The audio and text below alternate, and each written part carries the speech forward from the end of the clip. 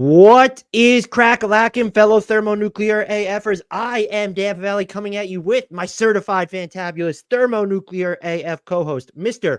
Grant Hughes. We are starting our positional rankings rollout. Some nice evergreen content for you post-trade deadline. We will get into criteria very quickly, but Grant, also very quickly, how the heck are you doing? I'm doing so well. I have gone to sleep since we last recorded a podcast and woke up, and that's pretty much it. So not a lot has changed for me, other than I'm better rested than I was when we last talked. That's great. I am very tired. And I tried to not do, first of all, I want to make it clear, this series was my idea. And then I tried to get us to back out of it. And you convinced me that, like, no, let's do this. And so I agonized over this way too much. And positions we both kind of don't subscribe to them, but it's also just a fun evergreen exercise to do. And so I'll very quickly, we'll note the criteria we use for each position. Then we'll get into the differences of opinion where certain guys don't qualify. We will note if, for some reason, as an example, since this is point guards, if I had SGA as a shooting guard and Grant has him as a point guard, when we get to his name, we will both note whether that player was somewhere else. And then for my criteria, and I know Grant used the same here. We looked at stats. We used our eye test, what we've seen. We considered what happened this season. We're also ranking these guys as if we want them for the rest of the year. So this is about this season alone, whether it's a retrospective or forward looking. It's right now for the rest of this year. Injuries matter. So Ja Morant's not going to get into our top 10 point guards, because especially if you're going to miss a bunch of time. And I looked at now sorting positions, and this is might be where we differ. I used cleaning the glass position data. I looked at dunks and threes. I looked at their core lineups, and I looked at primary defensive matchups. And then there were some instances where I fudged it because by my own eye test, I thought, this and that. That is how I approached it, though. Was there any differentiators or additions on top of how you approached it? I'd just say that I think for me, I consulted a lot of the same things you did to determine what position it made sense to put each guy at, but I sort of was like looking for reasons to put players where I sort of felt like they belonged. And so like if, Basketball Reference has a guy playing 60 some odd % of his minutes at a position that I don't want to put him at, it's like, as long as it's reasonable and it's not an absurd, like Damian Lillard will not be at center, for example, but like what 2, 3, and 4, and even some 1, 2, I'll just kind of like, yeah, he could be either one. So I'm going to put him here. And hopefully nobody will think there's too many stretch. I don't think there's any crazy stretches at all. Like positions are so fungible. I almost feel like that's the right way to do it. And what's also, I leaned on, like, it was very hard if you were both on the same team and you're both considered centers, for instance. It was very hard for me to consider you, like, you have to be staggered a shit ton for me to say you're both centers. Otherwise, I'm going to put one of you in power forward as an example.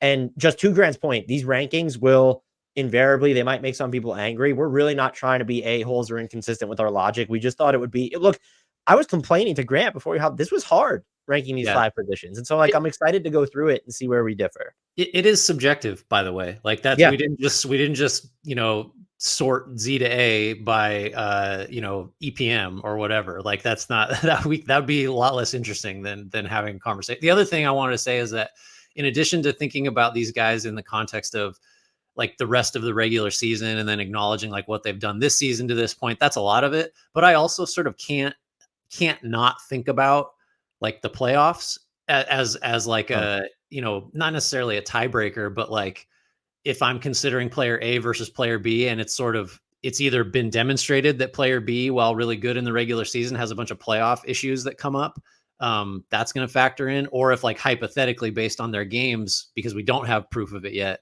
I might, put one player over another just based on, I think in the postseason, this weakness of his might be exploitable and this other guy doesn't have one of those. So that might factor into the rankings for me in some places too. It's kind of, that's just more subjectivity in a lot of cases, but sorry, not sorry. Yeah. And I think, I'm honestly, that was such a, I think, comprehensive breakdown, at least of how we approached it. I'll cut this up and front it at every single edition of this. We are with point guards, though. Our top 10 point guards. Grant, would you like to go first? Should we start at number 1? I guess we should have hashed that out or go from 10. We should go at number 1 because it feels like that more, because once you get to like I don't know. You're gonna know who's left off. It's in this instance, I think it makes sense to go from 1 to 10. Okay. Why don't I can I give you like my top 4? Because I feel like there's like a chunk there, or is that gonna make it too hard for you to put names in? You can go ahead and you can give me your top 4. It'll just take a little while for the screen to refresh. Okay. I'll throw them all in at once. So number one for me is Shai Gilgeous-Alexander. I had some thought about it was really him or Luca, I think, for that spot, and maybe I don't know, you didn't, but in some cases people might go off the rails already and say, well, Luca's not really a 1 based on who he has to guard, but he brings the ball up, he controls the offense. That feels like a point guard to me. Then I have Steph at 3 and Tyrese Halliburton at 4, and that felt like the top chunk. I don't know if that's a clear tier delineation to me, because the guy who I have at 5, I think has played well enough of late that he might belong in that level. But really, like SGA, I think was pretty clearly the top for me. He's running away with like box plus minus and VORP and all this other stuff. And I think the other thing that distinguishes him from, say, Luka, Steph, and Halliburton is that he's like a plus defensive impact guy, and none of those other guys that I considered for the top several spots at point guard rate that way. In fact, like, Halliburton's a minus, Luka is like passable, but does damage because he has to guard, what's often like a tough position, a big 3 or a 4 or whatever. So I felt pretty good about SGA at the top there. And in fact, like, my top 4, I feel strongly about. I think that is the top 4 point guards with Steph at 3 and Halliburton at 4. Do you have differences at that level, or should we continue down, or who'd you like to talk about? I guess I'll just throw it to you. So the only thing I was at is I did struggle because of his defensive role with what to do with Shai a little bit. And you were the one that just kind of, after talking to you, I did have him at, he's clearly, if you're going to treat him as a point guard, to me, he's clearly 1. He's been really good on defense this year. And I've said this time and again, Oklahoma City does insulate him in ways that other players cannot be. He's been, by those standards, even just really good. And there have been just some like tough matchups that he has really shouldered. So I've been impressed. I have ultimately the same order as you, as people could see as I'm throwing it up on the screen. It's what I struggled with here is, and I don't know that I have anything to add other than, like, I think there'll be some people that believe that Luka just needs to be there because of his playoff track record, and we don't have that from SGA yet. Mm-hmm.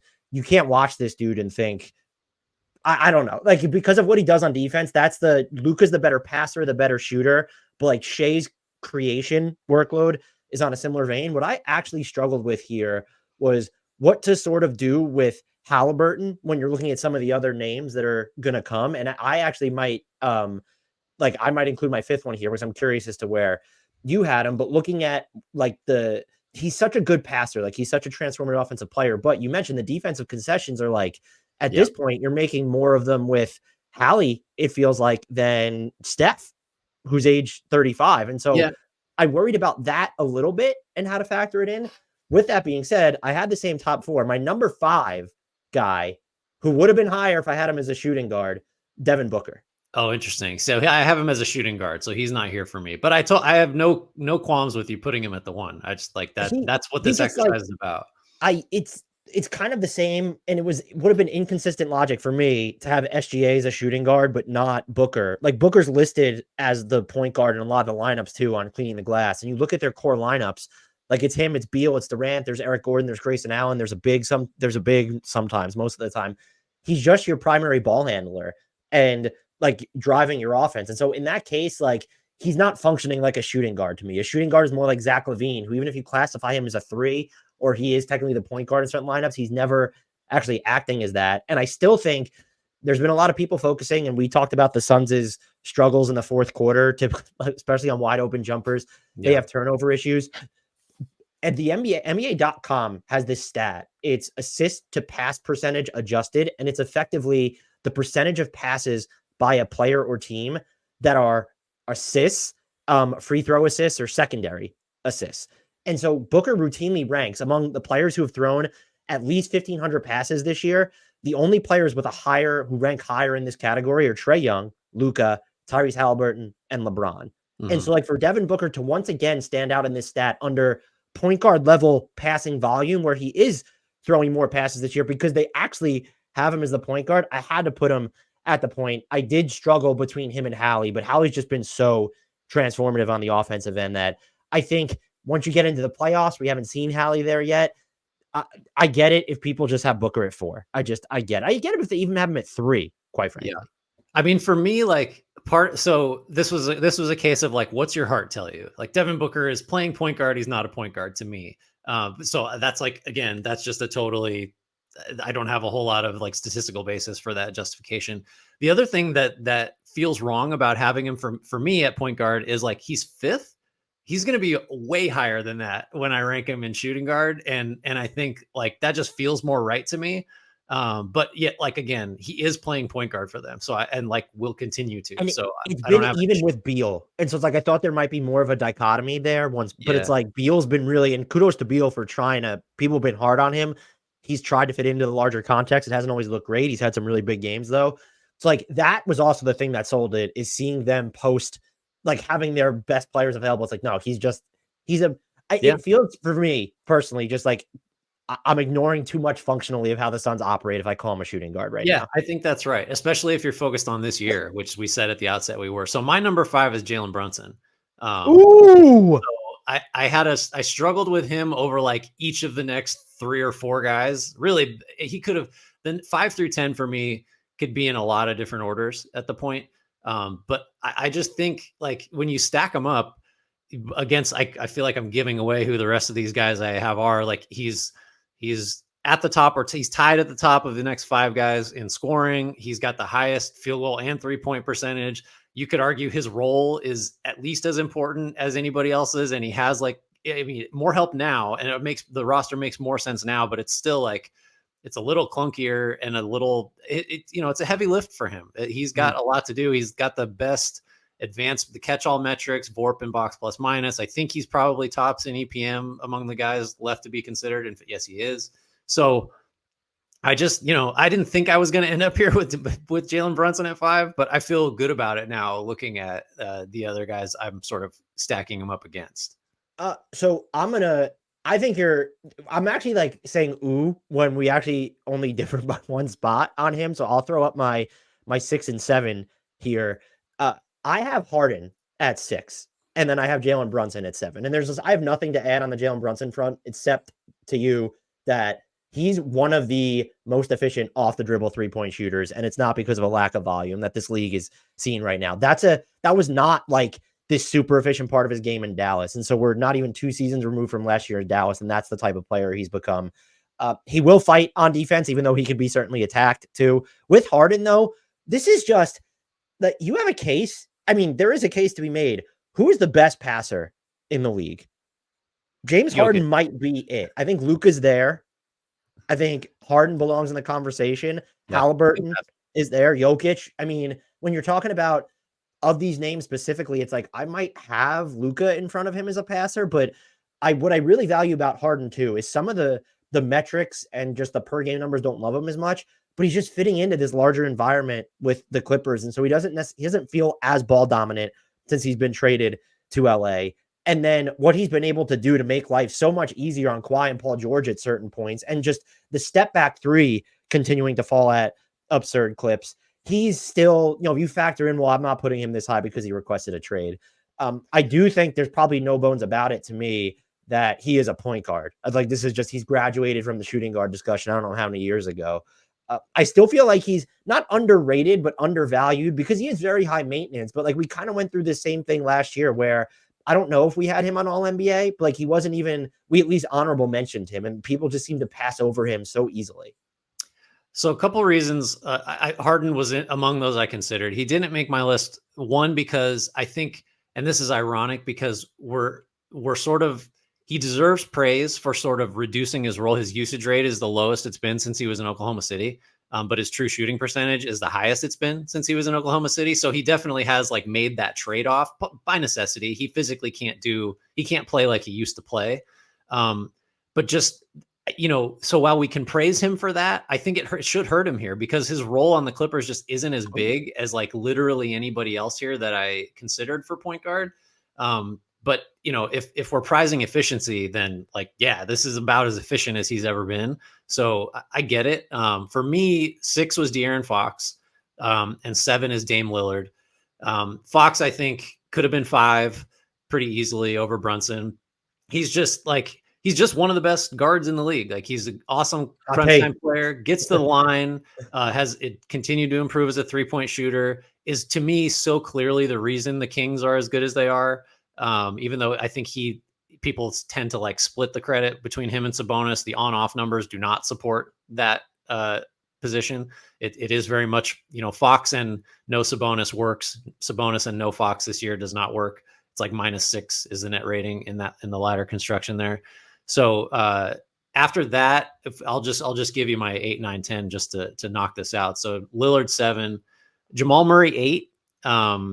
That one, it's harder to make the statistical case for him, but I think you have to consider. I mean, not that his numbers are bad. Like, I mean, we can pull him up, and it like 21, 4, and almost 6.5 assists on almost 40% shooting, just a hair under. Like, that's legit. I think he's got more size than anybody else I considered here, even though defensively that's not like where he's made his money. But I've also seen him succeed at the highest level, and that's not really true of anybody else that I've considered for the rest of the top 10. So that did it for me. And Maxey 9, Trey 10, and like 10 could have gone.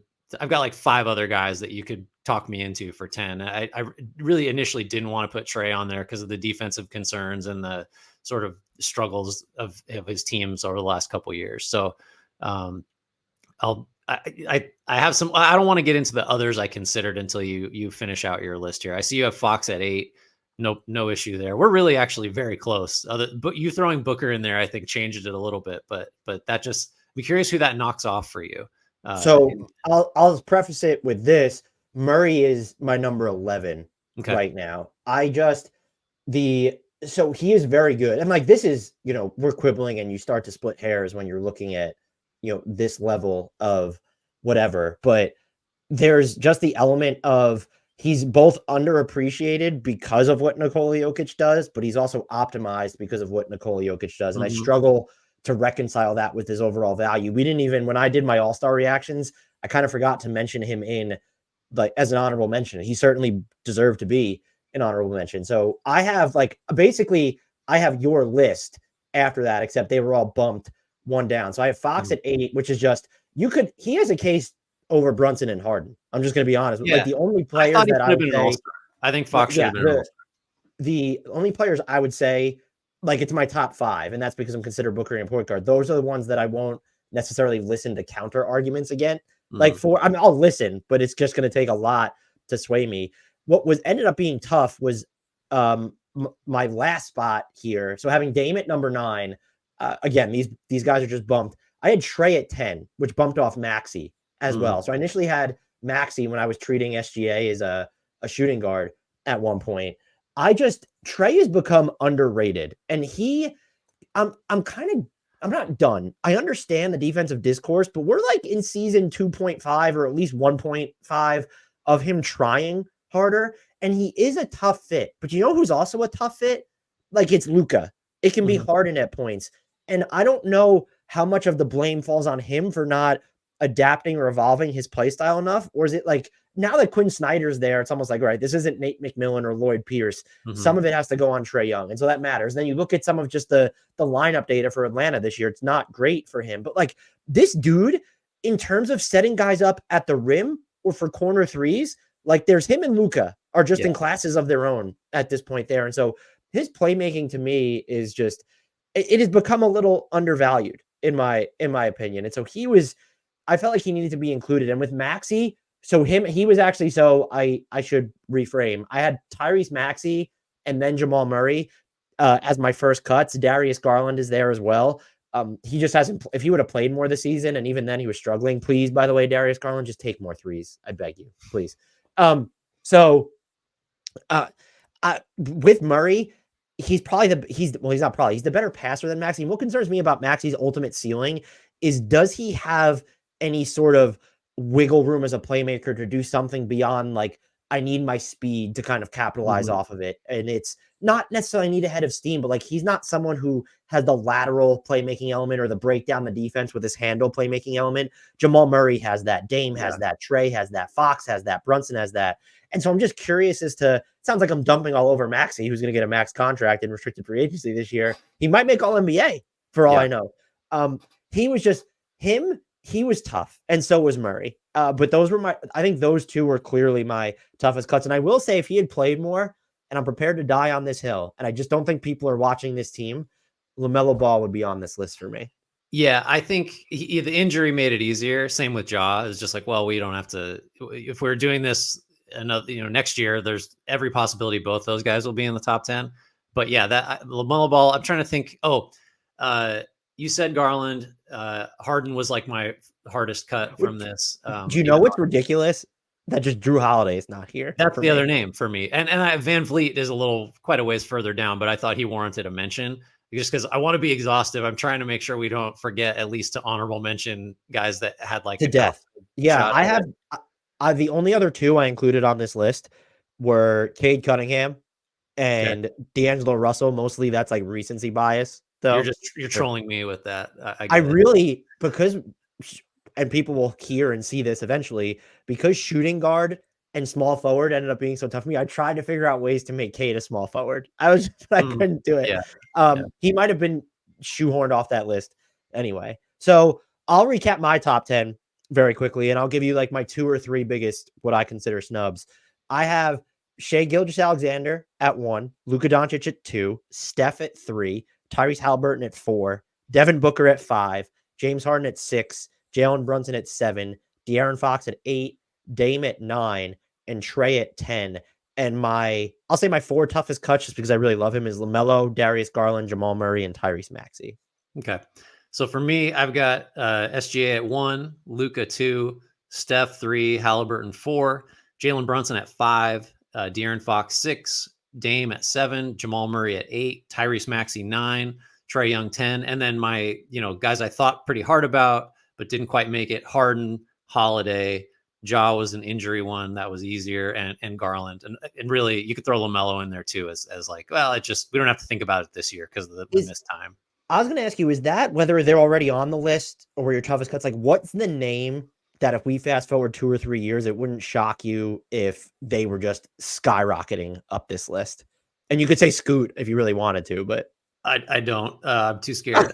I think probably Morant or Ball, I think, would have the most sort of like likelihood of really climbing. But this isn't, other than Steph, and Dame, not an old guy list, really. So I mean, this could have some, at least the top 5 could have some staying power. You just made me sad, because it's like, if we did this in another 2 or 3 years, is Steph even on it? I mean, he shouldn't be, because he'll be like 38. if he's still playing, I wouldn't rule it out. Yeah, it used to be, if we'd had this conversation last year, we might have just had Steph 1, right? It's like it is interesting that I didn't even like Steph was not a consideration at 1 for me, and that's the first time you would have been able to say that for like 10 years almost. He was before I came to Jesus with SGA. Yeah. And his positional thing, not his actual value. I had him, he was 2, and I didn't quite like overthink it. There is this season, though, Hallie and Booker both have cases over him, probably. Yeah, I think that's fair. I mean, really, like Brunson, just statistically, and like Brunson's team is better. His role is as big as a role gets on a team. Like you could make a case. I don't know how. I mean, there's stats that measure this, and he'll just rank in number 1 in all of them. But I don't know how to reconcile just like. I still have never seen defenses react to someone who is so far away from the ball or moving away from the primary action that I don't know how to like rationalize that, but that's someone I just want to watch. Steph on has the ball, doesn't have the ball, never touches it. I just want to watch Steph. Yeah, I agree. Do you want to take us out of here? These are meant to be for anyone who's like, why aren't these 8 hours long? These are our bite-sized podcasts. Well, Grant and I take a little bit of a break. Yeah, because here's a bite-sized outro. Thanks for checking in with us. Let us know what you agree with, disagree with. I feel like I have to remind people to let us know what they disagree with. That's the name of the game. I want to interrupt and say I appreciate all the support that we do get, but people are so much apt to point out things they disagree with, or actually us, and like actually compliment like we get compliments for, oh, thank you for engaging, or thank you for doing these guest players. And I appreciate every single one of them. I love all the support we get in Discord, but like, it's very rare that, and it'll happen in Discord for the most part, but it's like very rare where we're like, wow, this is like great. Like, thanks for putting in the effort, guys, or good takes. And this is not a subject matter that's going to incite any more of that than usual. Hey, That's for sure. I'm just gonna start calling you randomly and just complimenting you to just kind of keep things on an even keel. If just wait till we get to center if you want to get angry at me specifically. So Are we gonna have to apologize to Jared Allen all over again, or is it just Domas at that point? Oh, yes and yes and yes. So thanks everybody for listening, for watching. Let's see. You threw me on tilt with your make sure you tell your friends, tell your enemies, follow us on all the socials, rate, review, subscribe, help the algorithm love us back, thumbs up, like on YouTube, all that good stuff.